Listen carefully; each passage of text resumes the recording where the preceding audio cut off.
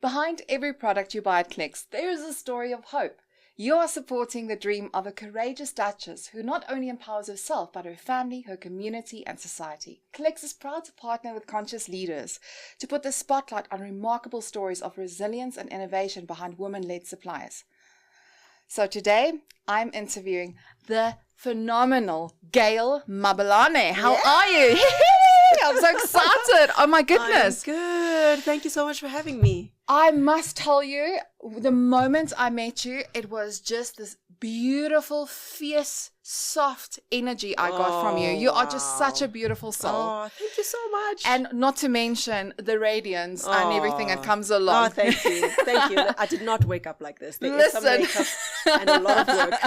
But thank you. Oh my goodness. Listen, I went through your biographies and I thought, I'm not going to take away from you because you have got such a story to tell about your career. I mean, from acting on some of the biggest, on a local and international market, you have been trailblazing. So tell me a little about all of the amazing things that you've been up to.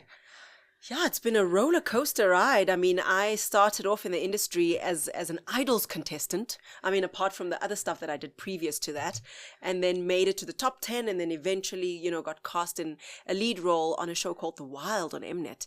And that really kickstarted my acting career. And it's been an incredible journey. I'm really, really excited about not only where I've come from, but where I'm going, because I think it was really just the tip of the iceberg, because you continue to grow. And just as I'm getting older, also continuing to just become more of myself and just synchronize who I am to the world and who I am, just as a person. And that's all coming together. That's how I know that there's more. And I'm really excited about that. So I always like to start with the person in front of me. I believe we're all equals. And I think that it's important to also just for us as women to relate and to understand that we all have a story. Yeah. We all have our rise and our fall. Absolutely. And we all have the resilience within us and the courage to build whatever we put our minds to. I think the first thing that I would love to understand from you, who are you uninterrupted?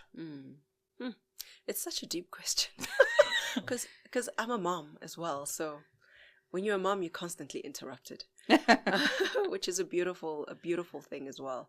But I think at the core of who I am very solid in my faith, and very much somebody who lives and leads with purpose. I think that my life is always rooted in the why. And as you grow older, you continue to learn what that why is, but it's always a bigger purpose than myself. And who I am is somebody who wants to impact the world on a big level that is beyond just myself getting the accolades for it, but hopefully point people in the direction that you too have that same power on the inside of you, and that can shine as brightly as you allow it to. But I think also age plays such a beautiful role in finding that uninterrupted self, because when you're younger, you're so impressionable. You just want to impress people. You want people to feel good about themselves. And so oftentimes we suppress or you interrupt yourself, because you don't want to come across a certain way. But I think I'm growing to be more secure in my skin, more secure in what it is I have to offer the world, more secure in the fact that I'm enough. And what I have to offer is valid and it's important. And there's a lot of liberation in that. And I think as I'm getting older, I think my uninterrupted self is just liberated. It's just free and liberated. That's so beautiful. Yeah. I listen to that and I go, so Conscious LeadHERS, one of the things, I woke up one day and I was just, I've been going through my own spiritual awakening and really finding myself and my courage to be who I want to be in the world and not holding back, because as you said, there's so much of us that it's done for everybody else around us. And then one day you wake up and you go, this is not me. Like, who is that? Well, I've been showing up for who? Yeah, absolutely. And I think during that awakening, it was for me about how do I become so courageous that I can go so deep within and I can actually face the wisdom that already resides in me. So true. And I think for me, it changes the way that you see the world. Yeah. And you see the beauty in the world. Absolutely. And there was a stage where I was so scared, so scared. And I've been one of those women that was just so scared to have children because I feared the future. And I don't have children. My animals is everything. But I mean, listening to what you just said from your perspective is really profound and very deep, because woman to woman, it is so. It is such a beautiful time to be alive when you start fortifying yourself and just becoming absolutely. like this strong, fierce woman. And you're like, no, come, let's hold hands. We are moving forward. So 100%. Wow. So how does brave show up in your life? Deep questions. Yeah, the bravery is very much to me that reaching into self. And because the thing is, life throws curveballs at us all the time. You think that for somebody, or people often think, or they look at someone and think they've got it all together. But every day we've got something that we're facing. So for me, it's constantly reaching deep down on the inside of me and finding that strength to show up for myself every single day. Sure. Totally agree with you. I think also for us as women, when our cycles are happening and all of those things, we are always the ones that persist and go to work even throughout all of the agony and the pain. 100%. I think that's also did something to our mental mindset. And also we're very inward beings. So very emotional. And it's something to be proud of, and something that I would love to hear your input about.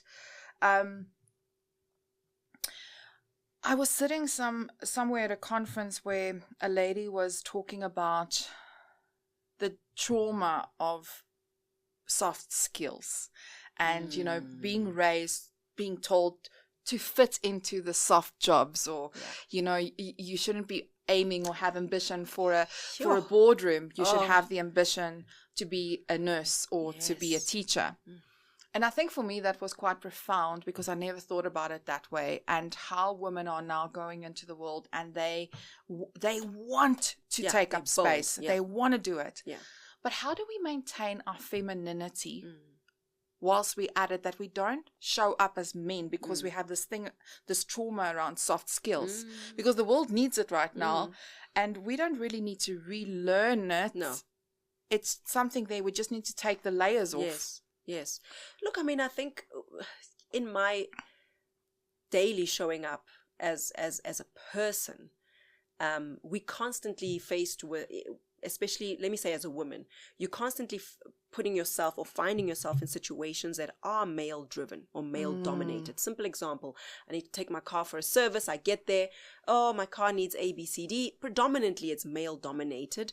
And in that moment, I'm not a man, or I'm not having to show up as a man. I'm just going, listen, there's something wrong with my car and I need help, or I need to service it, and there isn't like this wall that I build up and go, okay, now I have to put on this brave, masculine energy to be able to face this situation. And I think it's the same even with different career paths or just life in general, showing up. I don't think if you are a woman, you can. I don't know if we have the ability to actually show up as men, because it's not in our makeup. It's not who I am intrinsically. I think if we lean into just what it is we bring to the party, because what we bring is valid and it's enough. It's the same as raising kids. What I bring and what my husband brings to my children is two completely different things. Granted, I see certain elements in them when he's not there that I go, okay, I need a daddy voice to just put, just say something here. And so his role is important, but so is mine. I'm the nurturer, and I'm the one that they come to and they need a cuddle. They go to him too, but it's a different kind of nurturing. And it's the same with just going into life, that yes, there can be trauma that we need to show up. And even with my kids, I think I'm very intentional. I've got a boy and a girl. And I'm very intentional about not boxing them and not saying to my daughter, no, but you're a girl, so you can't do that. Or no, you're a boy, so you can't do that. And this whole idea that boys don't cry, or, girls have the right to cry, and just equipping them with being themselves authentically. And the world will fall into that. The world will adjust, It's not us who have to adjust.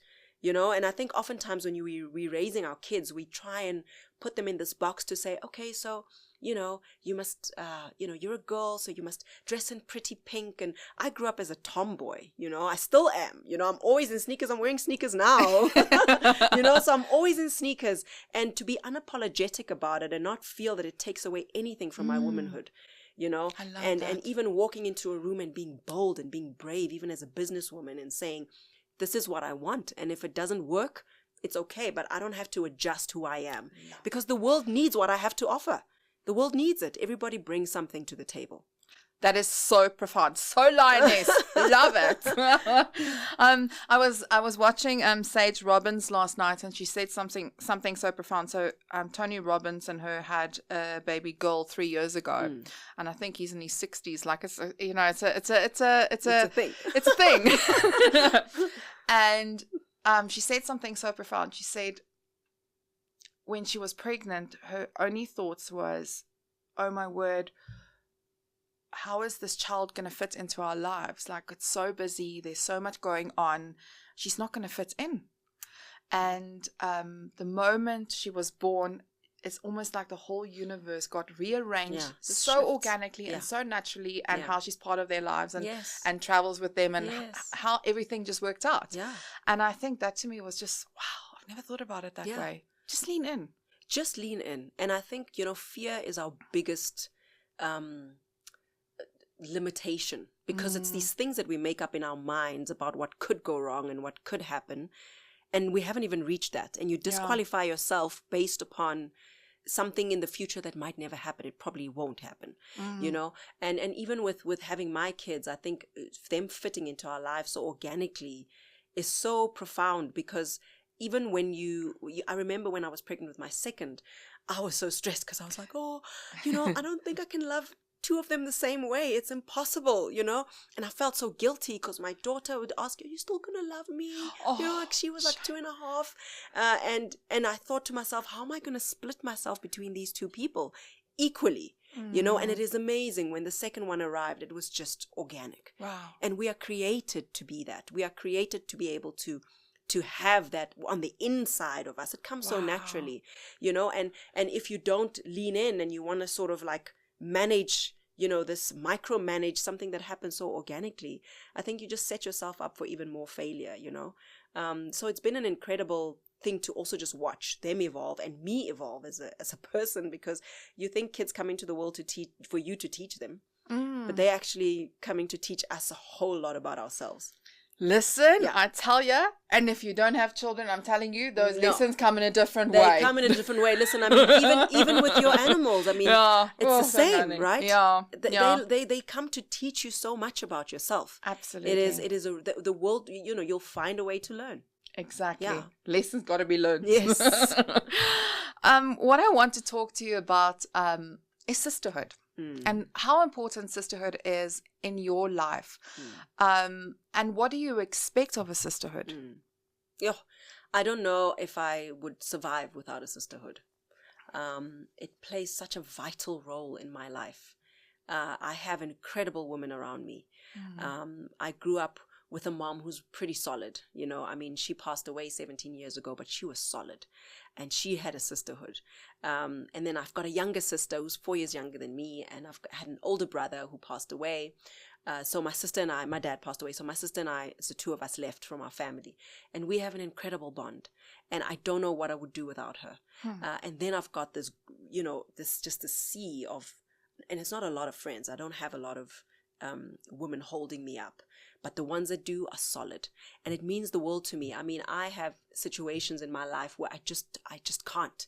I just cannot bear the thought of how am I actually going to get through this? And all it takes is a phone call. Whether it's 5 minutes, whether it's 10 minutes, or just let's do lunch, let's do coffee, let's just talk. I think we underestimate the value of community. You know, this whole idea that, you know, it takes a village. It takes a village to do so much more than just raising a child. It takes a village to do life. I don't think it's healthy to live in isolation. My sisters have held me up in moments where I thought, I'm ready to give up. I've gotten to the end of myself. I've reached the end of the rope. And then all it takes is a good laugh, you know, or a phone call or a cup of tea, or let's go do our nails, or whatever the case might be, just to reconnect with somebody who gets me, who understands me, who shares my values, who knows where I'm trying to get to, who sees in me more than at times what I see in myself. Somebody who can say to me, no, but not only are you wrong sometimes, but also you are undervaluing yourself. What you see is way more than what we see. Like, what we see is way more than what you see in yourself. And it's been, I was having a chat to my friend who lives overseas now yesterday, and it's a different time zone, and we spoke for like 2.5 hours, and we're like, oh, we should do vacation together. We should actually go away together and just reconnect on that level. It is so crucial. You can't pour from an empty cup. Yeah. There's so much that we're pouring into all day long, whether it's your kids, your work, your business, people, whatever it is that we do. And sometimes you just need to stop and refuel. And I find that I can refuel with my sisters. I can refuel whether we pray together, whether we just talk, whatever the case might be, but they fill my cup, and then suddenly I'm full and I have something to pour again. So for me, it's very healthy and a vital part of just my existence, and I have women of all ages. I've got women who are younger than me, I've got women who are much older than me, and women who are slightly older, women my age, because everyone plays a different role, and I'm very grateful for that circle.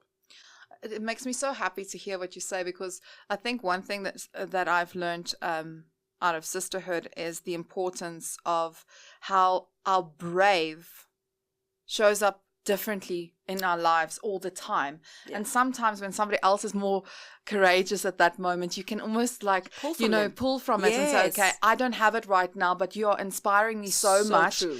Let me hijack a little bit of that inspiration. So true. And I think this is so important, is to surround yourself with women, so that, as you go through the ebbs and flows of life, that you can be there for each other, to keep each other as a collective hold brave. Each other up. Yeah. Hold each other up, because, it's the same as marriage. And I think it's the same within a sisterhood, where the saying that says, two people are barely strong at the same time. Absolutely. And sometimes, somebody's here and you're here, and you just need a little bit of that to hold you up, and when it's the other way around, then you hold them up. So I think it is like this constant throughout life, this constant flow of, like you say, ebbs and flows constantly. We don't show up every day the same, and on the days where you're like, today I need to be replenished, I'm depleted, and to know where to draw that from. It is an incredible part, and a very crucial part, I believe, just of life and just going through life. I value it more than I think I care to admit. Yeah. And it always speaks to that thing, although, when you have fears, name it to tame it, where you label your fears. Yes. I always find that very profound, but I also think it's important to label your courage and label where you are going through a certain stage, or when you are identifying where that courage all of a sudden came from, is to label it, so that when you don't have it, to know where to find it. That's so good. Yeah. But I'm interested to know, because we're almost leaning into a heroine's journey now. You've been on stages and acting and playing roles, and you have to take on a character of somebody else. First of all, I don't know how you remember the scripts. I just have to say that is I think it's my brain fog brain, but I'm like, oh my gosh, I don't know how you remember the scripts. But apart from that, how can you say one of the characters that you've played, or what is one of the characters that you've played that have taught you so much about yourself? Every role it taps into a part of who you are, and sometimes parts that you never knew existed on the inside of you, or you tap into what is like for other people to live, because you get a glimpse into what it is like to be that person.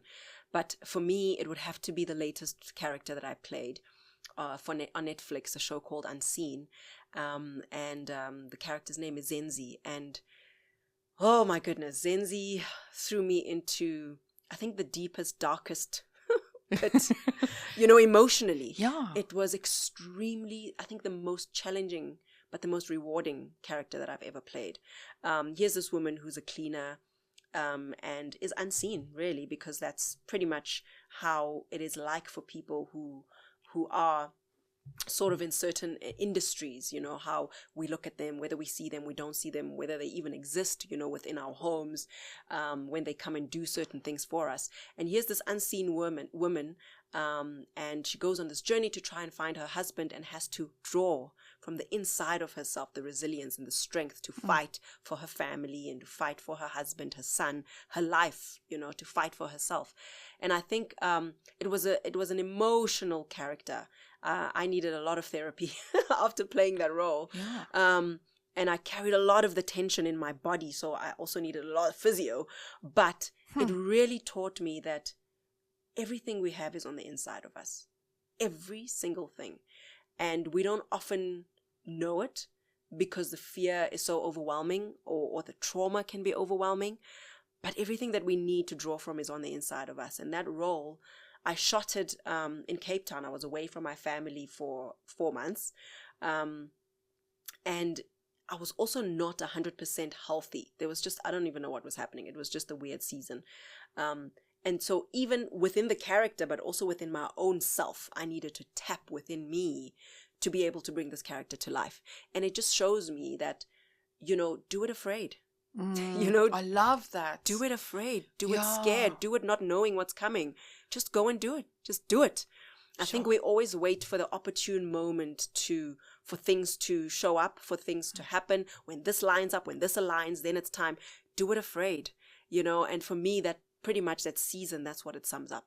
It doesn't matter how scary it looks. Just go and do it, because you don't know what's on the other side of it. Because, I mean, I didn't think I was going to be able to pull the character off because of fear, but I did it afraid, and Unseen became the most watched show that's ever come out of Africa. You know, so on the other side of just stepping out and going, I'm doing it afraid, comes, you know, there's this feeling of, wow. And now I know that every time I'm afraid, do it. It's taught me something for my future, right? It's not just for that. Every time I'm like, I'm not sure, you know, I'm not sure. I know to lean into my faith and just go, you can do all things because he strengthens you. So go for it, you know? That is deep. Yeah. Do it afraid. Do it afraid. Yeah. It's, you know, it's the thing we always run away from, but it's like, if it's almost, it's like a Nike, like, just do it. Just do it afraid. Just do it afraid. I love it. Just wow. Everything that I think is worth achieving, that you achieve, I think many people who have achieved it will tell you, I didn't know half the time what I was doing. I just failed forward. Yeah. You know, just continue to fail forward. And even if you don't have all the stars are not aligned or everything is not in a row for you to go step, just take the next step and do it, you know. And what's your view on imposter syndrome? Oh my goodness. What? Oh my goodness. Imposter syndrome is a real thing. Yeah. It shows up all the time. And that is part of why I was so fearful with this character, because it was my first ever proper lead role. You know, I mean, sure. I've sort of been in shows and I've led and hearing, but this was my big break. And so the imposter syndrome took over. I was like, I'm not sure. I don't know if I can do it. I have a speaking engagement next week and I'm like, I'm not sure. Why did they choose me? Wait, why me? What do I have to say? It shows up all the time. And it goes back to just showing up afraid. Do it afraid.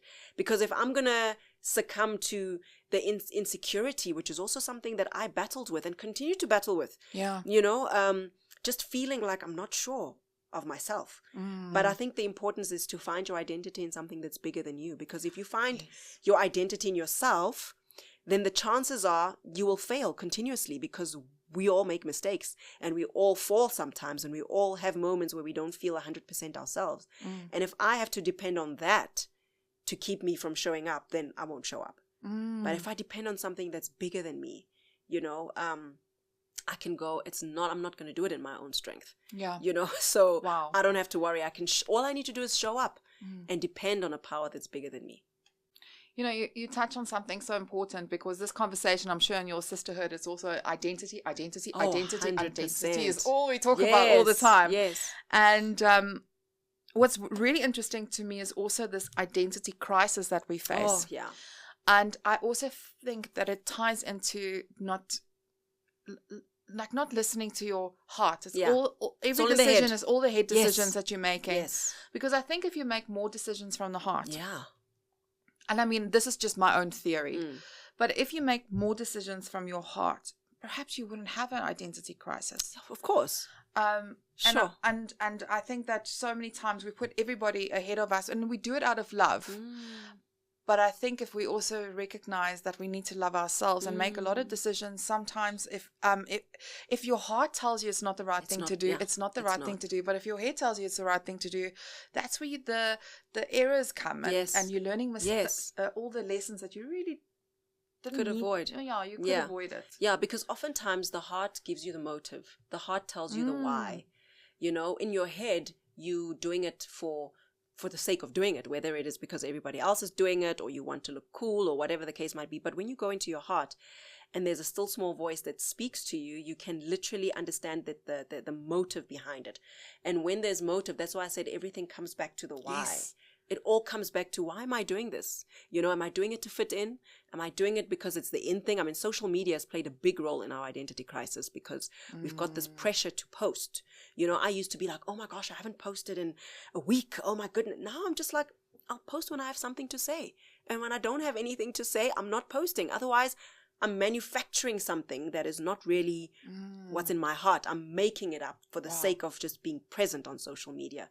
But if I actually have something to say or something to post or something to share, then I will share. But if I don't, there's no pressure, because if people unfollow me because I don't post often enough, then maybe they shouldn't be there.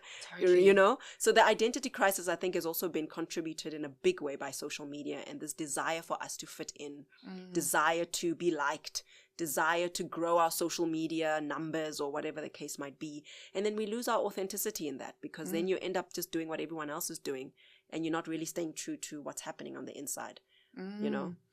I once had a conversation with a client, and she said to me something so profound. She said, Carmen, you know, sometimes I walk around with this invisible handbag. Like it's all parts of me that's in this handbag. And when I step into rooms or into the boardroom, there's certain things that I have to keep in the handbag, because I can't bring my true self to the table.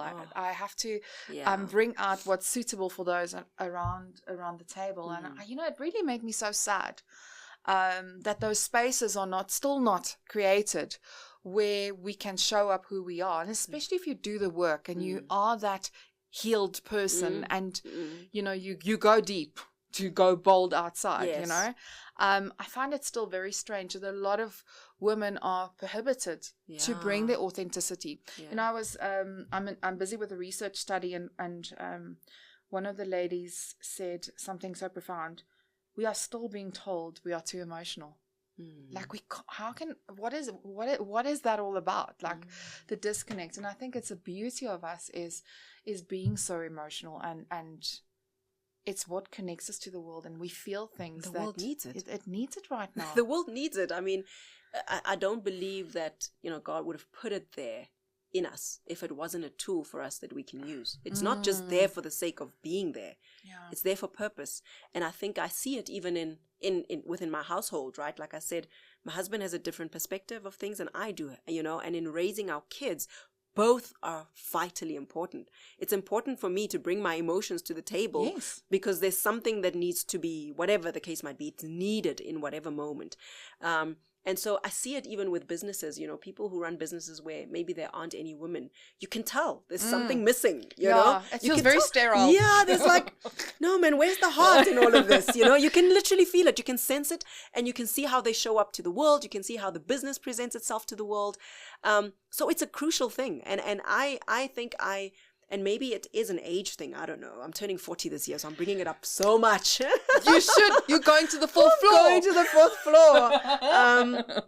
And there is something so incredibly securing about just that whole idea that I can just show up as myself. And it comes with age. I do believe that as you get older, you also start realizing, oh, so this whole time when I was actually trying to be fitting in, did it really work in my favor? What did it do for me? Did it really help me? No, you know. So showing up as yourself is the most liberating feeling ever, you know. And I think it is so important, even if it comes with emotion, or especially if it comes with emotion, because that's where we communicate from, you know. And it's a skill and it's a gift, and we should use it. Oh, that's beautiful. I want to ask you a completely different question. Personal branding, right? So Many women don't like to talk about their achievements and putting it out in the world. But I always feel like it's almost like having a radio station, having it all set up and having it on mute. Oh, wow. You know? That's deep. I feel that if you don't talk about it, why are we waiting for other people to talk about it? Because if it's not going to happen, you're going to become resentful. Oh, that's so deep. And just go within yourself. And if you've done it, it's not something that takes away from your humbleness. There's a way in how you can do things. Yeah. You can do it from a place of arrogance, or you can do it from a place of, oh my gosh, I'm actually proud of myself. And I wonder sometimes, where did this disconnect happen? Where we as women feel, I can't celebrate myself, or I can't say, wow, congratulations, you've done something really remarkable there. Why do we feel it's such a bad thing? And talking about it. Sure. I mean, I'm guilty of that. No, I know, we all are. I am so guilty of that, because you don't want to blow your own trumpet. I think just as women, we don't like putting ourselves on pedestals. It's always about somebody else. It's always about, everybody else around us. It's never about us. And I don't know where that disconnect took place, because, I'm learning now, I'm forcing myself to celebrate even the small gains. Doesn't matter how small it is, my birthday's coming up, and often you're like, I don't really want to do a big thing. And I'm like, no, I don't know what big looks like, but I'm celebrating myself because I made it. Yes. I made it to 40. Yeah. I'm proud of what I've achieved. I'm proud of the strides that I'm making. I'm proud of the woman I continue to become. But we hardly pause. And what's interesting is we are quicker to get together and cry. We're quicker to go, oh, this went wrong. We're quicker to have a funeral for that little thing that went wrong. But it takes us longer to just step out and go, listen, I need to celebrate whatever this tiny achievement is. And I think it is that whole thing that we don't want to make it about ourselves. We shrink ourselves. Oftentimes you find that, let me make myself smaller so somebody else can shine. Or let me make myself smaller because I don't want to come across as, and you're right in saying that it's not necessarily, you celebrating yourself is not arrogance, right? Because sometimes you also just need to pat yourself on the shoulder and go, well done. I'm proud of you. And how often do you look at, as a woman, do you look at your 16-year-old self and go, wow. Yeah. You did that. Yeah. You did that. You overcame this. My mom died when I was 21. Sure. So to look back and go, look at the life that you've been able to build for yourself. We don't pause to do that, and I think a lot of the times also we are just living in the future. We're living for the next thing. It's just the thing, how life is now. We barely pause. We're just living for what's coming. So even mentally, we're not even content where we are. So even I've seen it with myself. Even you achieve this great show, which is doing so amazingly well, and you're like, yeah, but what's next? Instead of going, no, hang on, pause. I think we're living on this treadmill of just what's next, what's next, versus no, actually take stock, be present in the moment, and actually teach yourself to just embrace what this moment means and showing up for yourself in this very moment, because I think we are so geared to just worry about what's next. We're so futuristic in our approach of life that we barely stop and pause and go, no, this is where I'm at. And I see it with my kids, they're on holiday now. They're on holiday for a month. Sure. Which is amazing for them. But every day I have to remember, that yes, there's work to do, but I have this moment every day. It's not something that comes naturally, to most people. You wake up and you've got so much to do. I've got to do this, I've got to do that, but they're home and they'll never be this age. Tomorrow they'll be a day older. Wow. And then, and I think it's the same with our achievements. We reach something and we overcome something, or we achieve this goal, and you forget that, wow, this is something I once prayed for. Now it's here. Wow. You're just so quick to go, I'll move on to the next thing. There is. So it's also a lesson for me. So thank you for the reminder. Yeah, it's such an important thing. I remember when I graduated last year, doing my degree, somebody gave me advice and said, Carmen, I hope you've taken time to actually celebrate for a week. Yeah. And just sit with the fact that you have done something really remarkable for yourself. Incredible. And I think being present, and because we're so multifaceted, and we we give so much of ourselves everywhere. Being present is the only way that we can give that little bit of time we can give to our mothers, or a little bit of time that we can give to our children, is being present, because that you don't have that element of guilt. Yes. As long as you know that you're giving yourself in that moment, less guilt will show up. Very true. Yeah. That is so true. Yeah. As we're talking about achievements, I want to talk about your achievements. Oh, here we go. Let's celebrate This you. is where the blush comes naturally. So you have a very successful line, Ethnogenics, and I believe it's a pandemic baby. Yes. So pandemic baby is that rebirth that happened after the pandemic. Yes. And I think maybe let's take it a step back. I mean, what caused you to start a beauty product? Because, starting a line is very difficult. Yeah. But more importantly, I think that it's also having a physical product to sell, especially after a pandemic, is a very bold thing to do. It's very bold. So talk to me, where did it come from, and what was the whole intent and the problem that you're trying to solve? Yeah. So, Ethnogenics, my third baby. So interestingly, I shot a show a couple of years ago, and I had to do this hairstyle that required me to put my hair in a bun, which I did, and it was all fun and games. I used gel, and it was great. And then after the show, I went to wash it off, and half my hair was gone. I had this big I had this big hole in the back of my head with no hair, like this whole little piece here at the top of my head was gone. It was red, it was inflamed, it was itchy, it was sore. And the hairstylist where I went to the salon was so shocked. He didn't even know what to do. He didn't know what it was. So he washed my hair, and then he plaited it to sort of cover. He plaited it up to sort of cover this big bald patch. Yeah. And about 2 weeks later, I realized it's getting bigger. I was like, oh my gosh, I've always had good hair. I've never had issues with my hair. Growing up, I've always, even when I came into the industry, I used to have this pixie haircut, and it was quite a thing, So this for me was like, what is going on? I've never struggled with hair. What is this? So a friend of mine luckily recommended that I go see a dermatologist, which is also something I never connected. You don't connect. Many people don't connect hair loss with dermatology. That's very true. Right? You think hair loss, but it is a skin condition. I mean, for you to lose your hair, it's, usually related to your skin. So I went to see my dermatologist, and she did a biopsy and found out that I have a certain form of hair alopecia. I need treatment. So she gave me steroid injections and gave me treatment to go on about my day and to try and heal this inflamed area that was just getting bigger and redder and sore. And when I was with her, I had this conversation with her. I said, well, which products am I going to use now? Because I don't want to use anything that's going to damage my scalp even further. And I researched, and I realized I really struggled to find a product that would support my regrowth. I struggled to find a product that would support me in just treating what the problem was. And so I started mixing stuff at home, like sort of basic things, putting together creams and oils, and to try and just keep my hair clean while I'm going through this process. And my hair grew back, thank goodness, but I do have a patch at the top of my head that left a scar, because the kind of alopecia I have is CCCA, which is a scarring alopecia. And if you don't treat it, it leaves a scar. It forms a scar.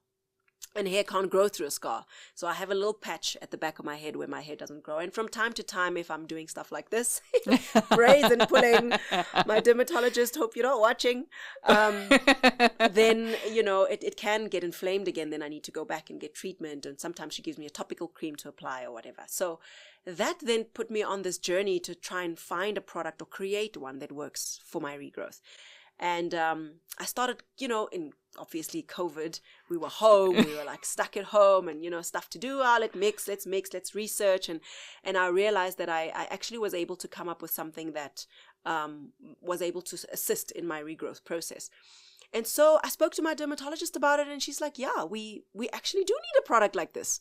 So I then journeyed on to find a factory, incredible group of women, to formulate this product, and do it obviously professionally, because mine was made in my kitchen. Do it professionally, a product that speaks to, first of all, not only showing up as yourself, because we also have this conversation often about the kind of trauma as Black women that we put our hair through.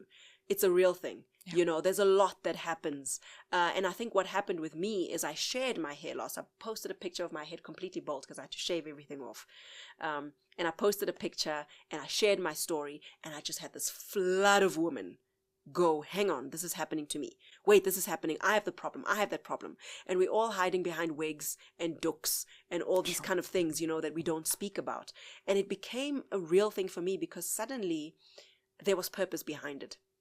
I had a skincare range, body range that I launched about 9 years ago when my daughter was born. And it failed. And I know why it failed. It's because there was no purpose behind it. There was no why behind it. There was nothing bigger than myself behind it. And so when this happened and all these women were coming at me like, oh my gosh, this is happening to me. What did you do? What did you use? How did you do it? I felt it was my responsibility to not only share my hair loss journey, but to be part of the solution. And so we formulated this incredible product which supports in the regrowth of hair. We've got real issues like hairlines are disappearing. CCCA is very common amongst Black women. I have in my inbox daily women DMing me, you know, what did you use? What can I do? Where can I go? So it's a real pandemic on its own. And I just really wanted to be part of the solution and really wanted to contribute positively to giving women answers and becoming a face. I mean, September is Alopecia Awareness Month. And every month I create awareness around hair loss because it's also this shame, right? That we carry with us, that you're losing your hair. And I mean, the first thing I did, I said, braid it up and cover it, you know. And then afterwards, I thought, no, I need to go public. And when I did, it was not only liberating, but it was also empowering for women who were watching and going, oh, I struggle with the same thing. And there was this community that was built because for some women, their hair doesn't grow back, you know. And then there's the whole identity thing and finding who you are and being comfortable and content and still showing up as yourself, irrespective. Because we, you know, I don't want to get ahead of myself, but it just really tugged at my heart when I realized there's so many women that struggle with this. So the product was formulated and launched and is doing very, very well. Phenomenal. Yeah. Listen, you just touched on something so profound, and I just want to quickly go there. I don't know if you watch 90 Days. Do you watch 90 Days? What's 90 Days? Okay, you don't watch 90 Days. Not the fiancé one. 90 Days Yeah. fiancé. Yeah. Okay. I watch it sometimes. So I don't know which one we're watching, but 90 Days, there's a lady by the name of Jasmine. Okay. She does all the plastic surgery all the time, but she has the same condition, and the insecurity that she has. Yeah. Is actually like she tries to do other things to her body all the time to try and compensate for her hair. And take away from that. And she continuously gets very insecure about that. And it is truly, you know, courageous Duchess. This is our crown and glory, right? Yeah. And the moment, you know, your hair doesn't work out, it really does get to us. Yeah. But the thing is also, it's what society has told us, you know, because who am I without my hair? Am I suddenly somebody different? Am I suddenly not this courageous Duchess, you know? Am I suddenly not able to show up authentically as myself because I don't have hair? I think we've put, yes, it's a beautiful thing to have, but I think to also put so much emphasis on its importance then takes away from the fact that, but what do you do without it? It's the same as my career. If I find my identity in being an actress, what do I do when I stop booking jobs? Do I suddenly now am I suddenly now operating outside of who I am authentically? That there's so much more to us than how we show up physically, you know? But it is a thing, because I mean, I had a woman DM me and say, I'm getting married in a month, and my husband doesn't know that I have no hair. You know, I go to bed with a doek, I wake up first and I put it back on, or whatever the case might be, or whether it's a wig or whatever the case might be, you know? And I think for me, that is heartbreaking. If you can't show up as yourself, it doesn't matter what it is. You know, there are people who struggle with skin conditions.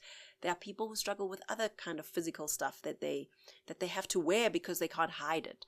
But we have this thing that we can hide. I mean, even with me, I've got braids.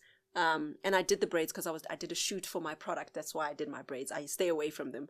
But I did my braids. But because I've got the patch, I've constantly got to just position them at the top of my head so that it doesn't just open up and, you know, and I've spoken about it publicly. Everybody knows it's there, But it's still this thing that I have to go, oh, let me just position them, I mean, I'm not insecure anymore. I'm just like, nah, I just don't want it to show. Let's just cover it, And my daughter now is like, oh, mommy, come, let's help. And then she positions it for me. When I've got my natural hair, it's quite thick, so it covers it, so you can't really see it unless I cut my hair short. Wow. But it is an insecurity. It is a thing that goes, you've got this, and it's amazing for women because we put so much emphasis on it. And what we do in the process is we cause more damage because now you're gluing your wig to your hairline, and every time you remove the wig, it comes off with your hairline. Or you braid, which, pulls the tension, whatever. And for me, it was really just about creating a platform for education, creating a platform where I could share this message with women and empower them with knowledge. Because when we know better, we do better. Now that I know I've never used chemical, my daughter's got the most incredible afro. I'm teaching her to take care of it. I'm teaching her to embrace it and to love it and to nurture it and to know how it works, because oftentimes we also just don't know how it works. So you're like, let me just relax and put on a wig or whatever, But now when you have the knowledge, you can pass it on.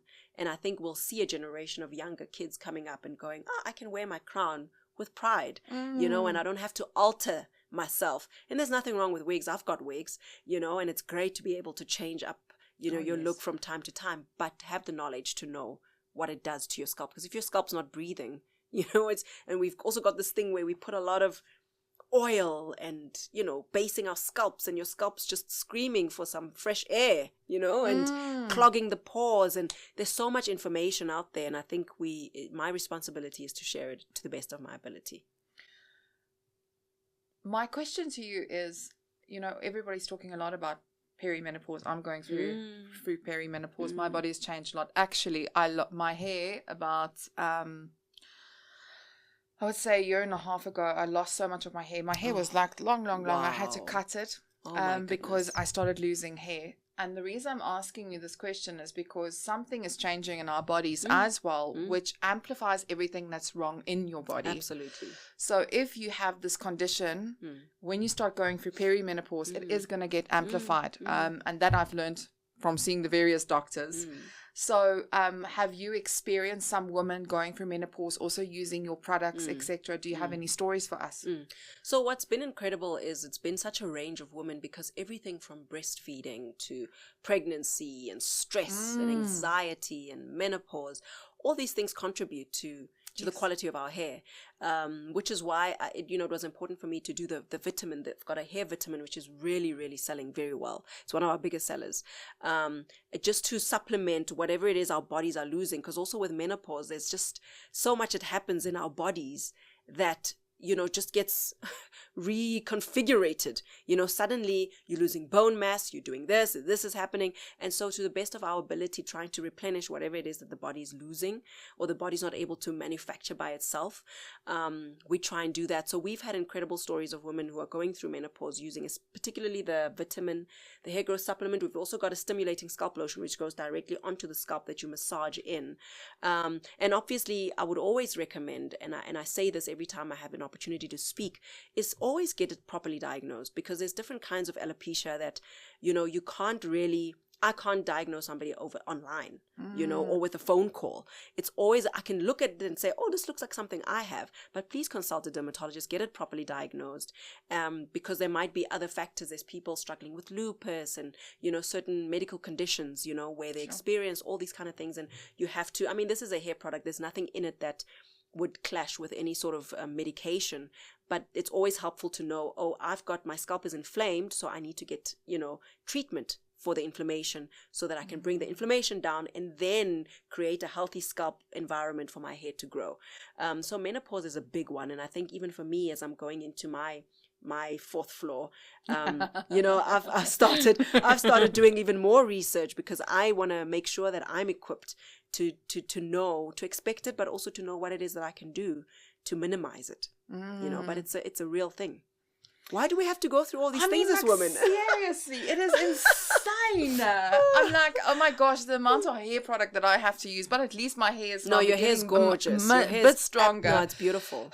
But I can't do it on my own this. I'm just saying. Yeah. Hashtag. But Now I want to ask you a question. So you got into Clicks, and it's actually quite recent because now, wait, you said pandemic. Yeah. So it's 3 years? Yes, 2022, say 2021, 2022. I mean, that is quite an achievement because, getting into a large retailer, you really have to prove yourself before they're going to take you on. Yeah. So how did that journey begin?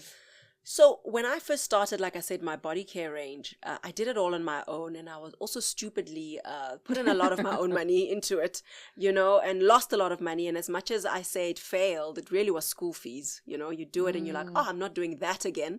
And this time around, I think I was very strategic in partnering because I'm an actress. I do what I do, and I go on to set maybe 3, 4, 5 months at a time, and I can't always manage whatever's happening with my business. If a truck is stuck somewhere with stock and I'm on set, there's nothing I can do because we shoot for 12 hours and my phone is usually not on me. And so it was very important for me to partner with people who are going to assist me with my logistics side, to be able to make sure that the business continues even though I'm doing other stuff.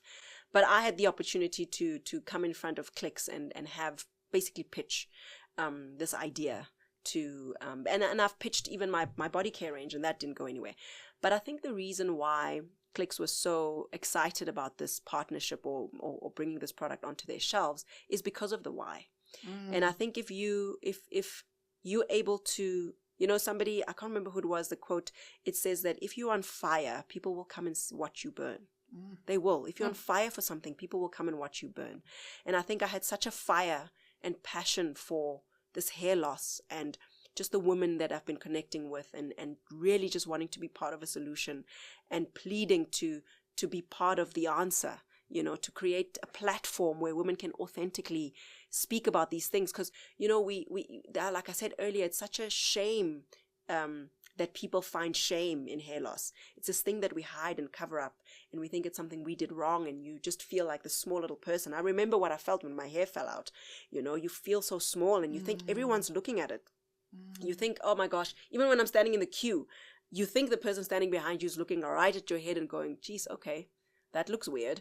But people are doing their own thing, But I just had this desperate desire to get the answers to women, to speak to them. And that's what I appeal to them, to say, look, I've got this incredible product, but the product is one thing. The product is a result of being an empowering figure.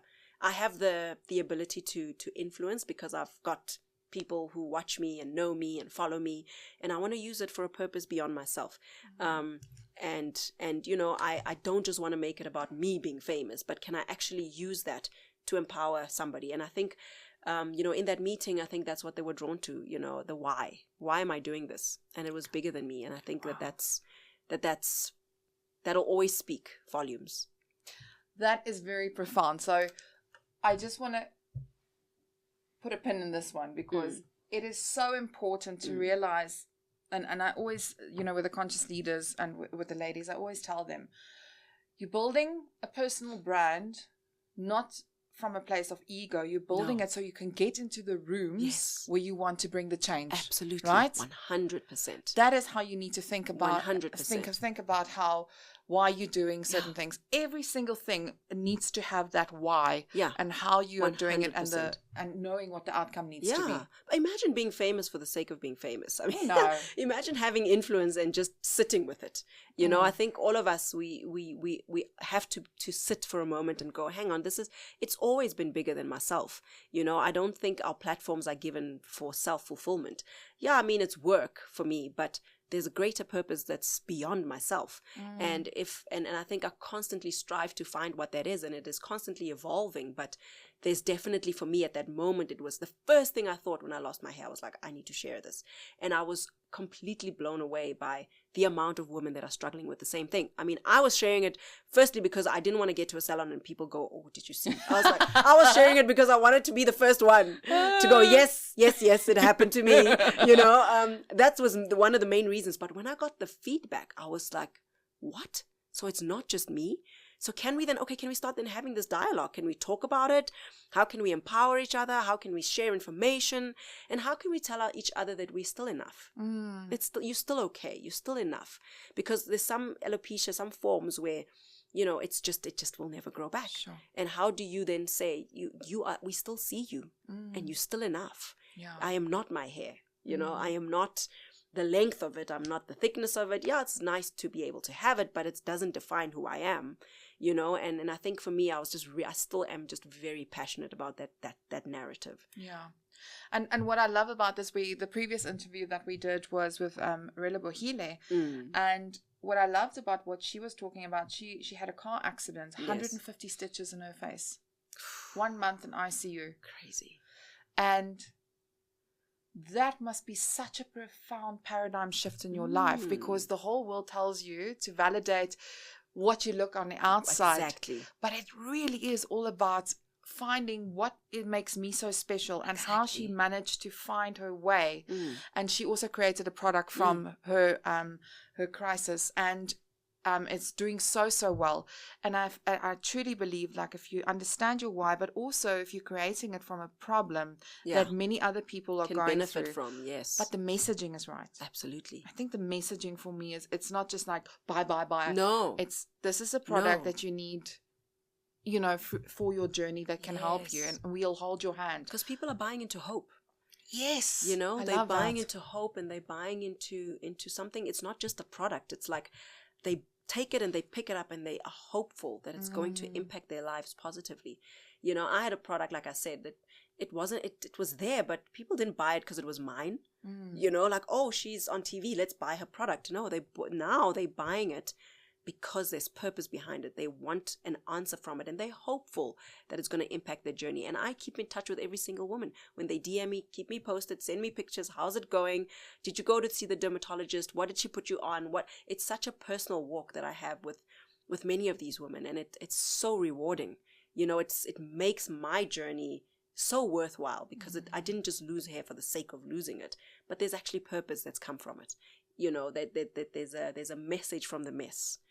There's always a message in your mess. Yes, it's so true. 100%. I could talk to you all day long. I know. I mean, like, seriously, this was so much fun. I wish you could have been here. Should have a live audience. We should definitely. I think in closing thought, if you could give any message to the audience back home, what would you want the parting message to be if they want to embark on a journey of starting their own business? I think it's coming back to what I said earlier, which is do it afraid. Do it afraid. We don't have all the stuff lined up. We don't know. You just don't know. If I never took the plunge and went, okay, I'm launching this product, I'm approaching Clicks, who have also been incredibly gracious, because they're also all about empowerment and all about supporting small businesses. And also, I think this idea of empowering women with knowledge is also something big for them. And if I never did it, I would have never been where I am today. So starting the business, and for me, I think one of the things I learned also is don't be afraid to start small. We've got this big idea of, one day I want to build this incredible, business, but don't be afraid to start with one product. Yeah. When we first launched the business, we had 5 products, and now the range is growing. We've got 13 products, and it continues to grow. Don't be afraid to start small, because in starting small, there's the opportunity to go, oh, okay, this is where the error lies. I can fix this. I can adjust this. I can do something different with this, and learn as you grow, but do it afraid. That nobody has the whole staircase rolled out for them. Yes. Sometimes all is the next step. Is I need to take this next step. Okay, what needs to happen on this step? I need to do my research. The next step, I need to do my business plan. The next step, just take the next step and do it afraid. Because at the other end of me stepping out of my fear is people's hair growing. Yeah. That's at the other side of it. Wow, that's so profound. So I just want to say thank you to the audience for sticking around. This was such a deep conversation. We've touched on so many deep things that we as women go through. So thank you so much for being so vulnerable and so audacious, and for being a courageous Duchess. We celebrate you, and thank you for all the amazing things that you're doing out there. And what's next? I don't know. I mean, whatever it is, I'll do it afraid. I don't know. There you go. Next, I'm on holiday with my kids and making the most of it, and just continuing to grow and challenge myself. Love it. Yeah. Well, that's a wrap from us. So thank you so much for being here. Thank you. Yeah. Thank you so much for being here. Yeah. Thank you for having me. Bye-bye now. Dun, dun, dun, dun, dun, dun.